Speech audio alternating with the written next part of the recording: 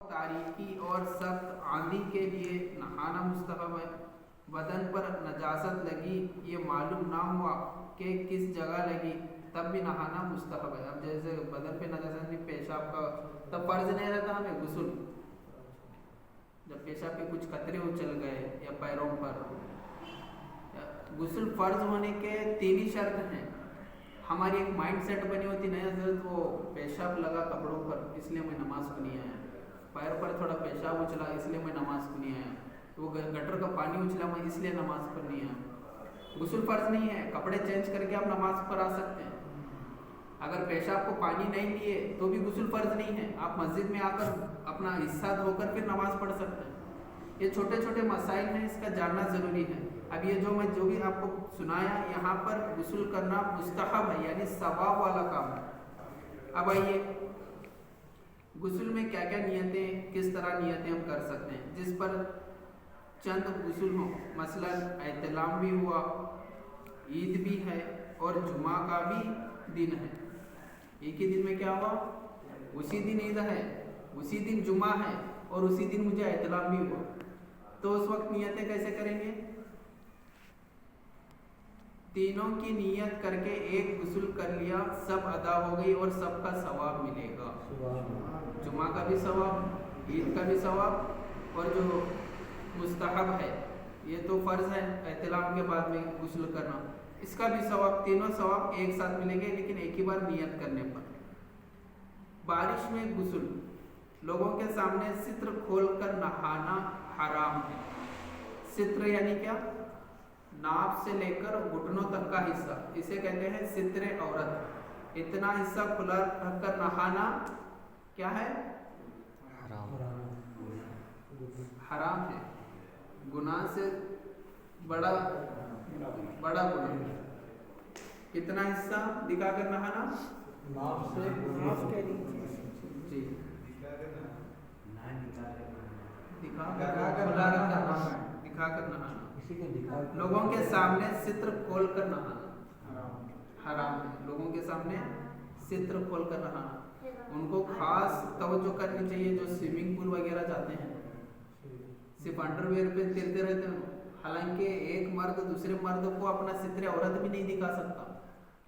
ہاں وہ اگر کوئی شرعی بیماری ہے وہ ڈاکٹر کے پاس وہ الگ معاملہ ہے، لیکن یہاں پر تو کیا ہو رہا، کھلے عام ہم اپنا حصہ دکھا رہے ہیں، تو اس سے نہیں دیکھ سکتے، یہ فرض ہے۔ اتنا حصہ چھپانا بہت ضروری ہے۔ گھر میں مرد کا بھی نہیں دیکھ سکتا، اگر کچھ پرابلم ہے وہ الگ میٹر ہے، لیکن جان بوجھ کر دکھانا، احتیاط نہ کرنا، کیا ہوتا ہے وہ حضرت آدمی ہے، اس طرح کی سوچ رکھنا، یہ سب گناہ ہے۔ بارش وغیرہ میں بھی نہائیں تو پائجامہ یا شلوار کے اوپر مزید موٹی چادر لپیٹ لیجئے تاکہ پائجامہ پانی سے چپک بھی جائے تو رانوں وغیرہ کی رنگت ظاہر نہ ہو۔ اب کیا ہو جاتا، کوئی پتلے کپڑے پہنے رہتے ہیں یا پھر کوئی وائٹ کپڑے رہتے ہیں جس کو پانی لگنے کے بعد کیا ہے، جسم کی رنگت ظاہر ہو جاتی ہے، تو اس سے بھی ہمیں بچنا ہے۔ تنگ لباس والی کی طرف نظر کرنا کیسا؟ لباس تنگ ہو یا زور سے ہوا چلی یا بارش یا ساحل، سمندر یا نہر وغیرہ میں اگرچہ موٹے کپڑے میں نہائیں اور کپڑا اس طرح چپک جائے کہ ستر کا کسی کامل عضو مثلا ران کی مکمل گولائی اور حیت ابھار ظاہر ہو جائے، ایسی صورت میں اس عضو مخصوص کی طرف دوسرے کی نظر کرنے کی اجازت نہیں۔ یہی حکم تنگ لباس والوں کے لیے ستر کے ابھرے ہوئے عضو کامل کی طرف نظر کرنے کا ہے۔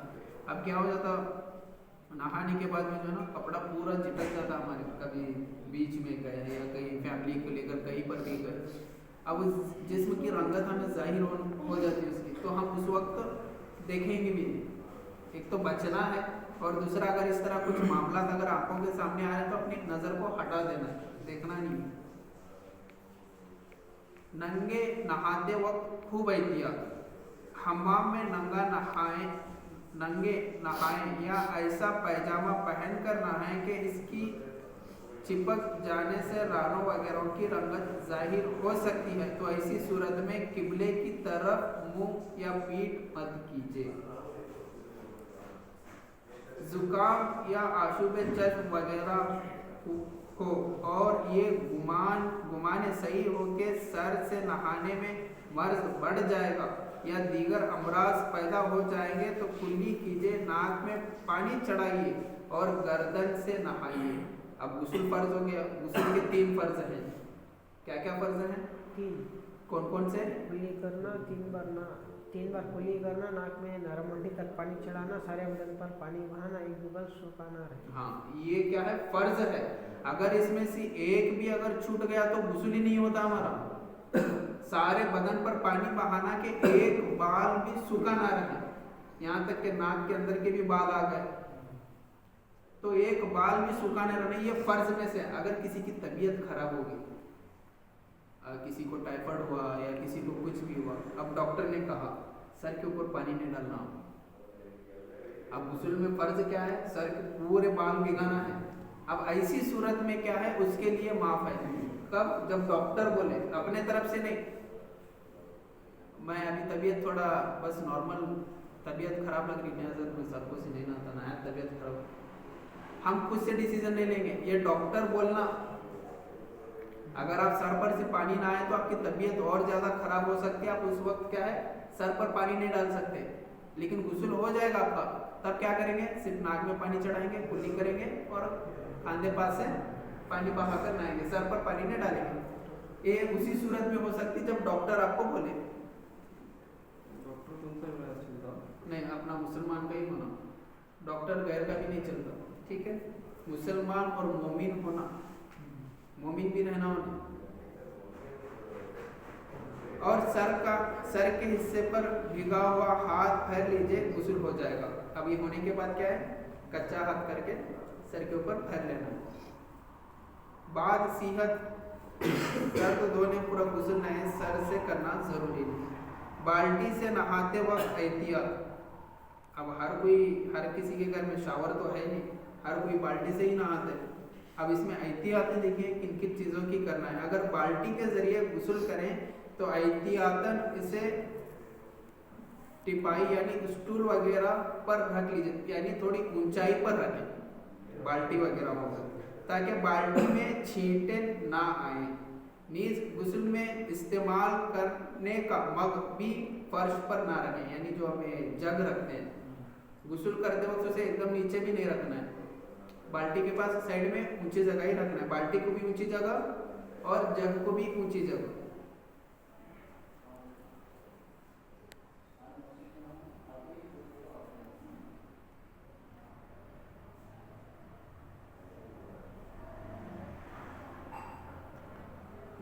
आइए, नापाकी की हालत में कुरान पाक पढ़ने या छूने के 10 आदाब। जिस पर गुस्ल फर्ज हो उसको मस्जिद में जाना, तवाफ करना, कुरान पाक छूना, बेछुए ज़बानी पढ़ना, किसी आयत का लिखना, आयत की तावीज़ लिखना, ये इस सूरत में हराम है। जब गुस्ल फर्ज हो जाता है तो ये सब चीज़ें हम नहीं कर सकते। क्या नहीं कर सकते? जब गुस्ल फर्ज होता है तो ना मस्जिद में आ सकते हैं। अब यहाँ पे मस्जिद में रह रहे हैं, इनके लिए मसला अलग है। अब बाहर से आप गुस्ल फर्ज है, आपको घर पे फर्ज है, लेकिन ऐसी सूरत में मस्जिद आ रहे बोले तो हराम है। अब यहाँ एहतिकाफ में कई सारे एहतिकाफ में जब बैठते हैं उस वक्त या फिर काफिला जब आता है उस वक्त कई सारों को एहतिलाम हो जाता है, गुस्ल फर्ज हो जाता है, लेकिन वो फौरन जो है मस्जिद के बाहर जाकर गुस्ल करके फिर मस्जिद में आ सकते हैं। ठीक है। और तवाफ करते वक्त, कुरान पाक छूते वक्त इस तरह क्या है? गुस्ल की हालत में करना हराम है। जिसमें कागज का छूना पाया जाए, अगर कागज को ना छुए तो लिखना जायज़ है। हाँ, कैसा? अब कागज को हमें छू नहीं रहे लेकिन लिख रहे हैं पेन को ऊपर से पकड़कर गुस्ल के फर्ज की हालत में, तो लिख सकते हैं लेकिन कागज को छू नहीं सकते।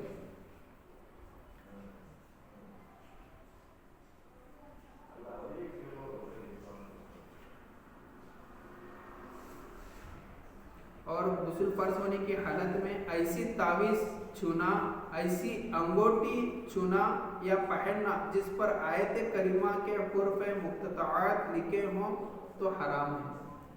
انگوٹھی میں آیتیں بھی رہتی یا پھر تعویذ وغیرہ رہتے جس میں آیتیں وغیرہ لکھی رہتی، فرض کے غسل فرض ہونے کی حالت میں چھونا حرام ہے۔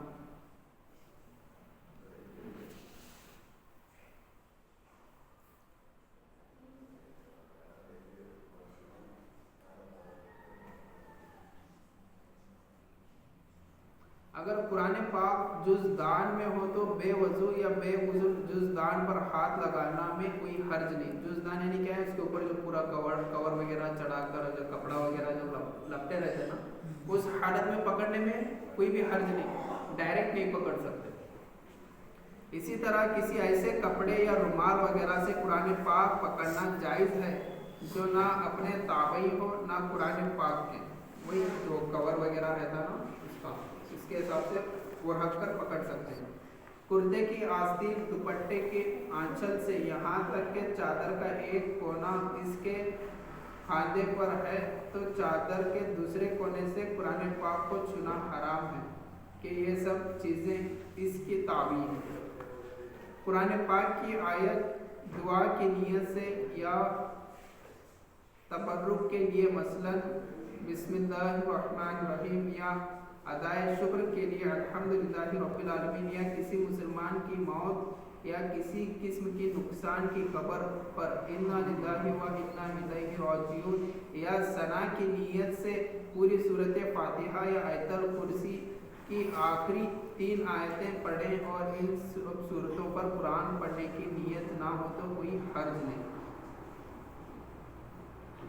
تینوں کل لفظ کل با نیت ثنا پڑھ سکتے ہیں۔ لفظ کل کے ساتھ ثنا کی نیت سے بھی نہیں پڑھ سکتے کیونکہ اس صورت میں ان کا قرآن ہونا متعین ہے، نیت کا کچھ داخل نہیں۔ بے وضو قرآن شریف یا کسی آیت کو چھونا حرام ہے، بغیر چھوئے زبانی یا دیکھ کر پڑھنے میں کوئی مصححہ نہیں۔ جس برتن یا کوڑے پر سورت یا آیت قرآنی لکھی ہو، بے وضو اور بے غسل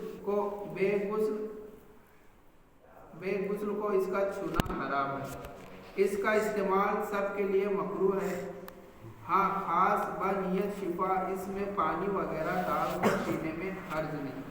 قرآن پاک کا ترجمہ فارسی یا اردو یا کسی دوسری زبان میں ہو، اس کو بھی پڑھنا یا چھونے میں قرآن پاک ہی کا حکم ہے۔ بے وضو دینی کتابیں چھونا، بے وضو یا وہ جس پر غسل فرض ہو ان کو فقہ، تفسیر، حدیث کی کتابوں کا چھونا مکروہ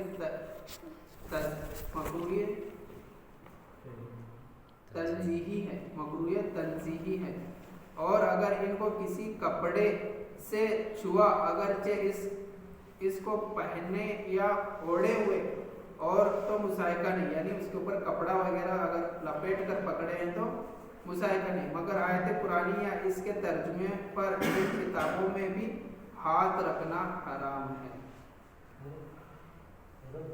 وہ کام ہو گیا، اب اسلام ہو گیا، جی تو آپ میں جانے آئے ذکر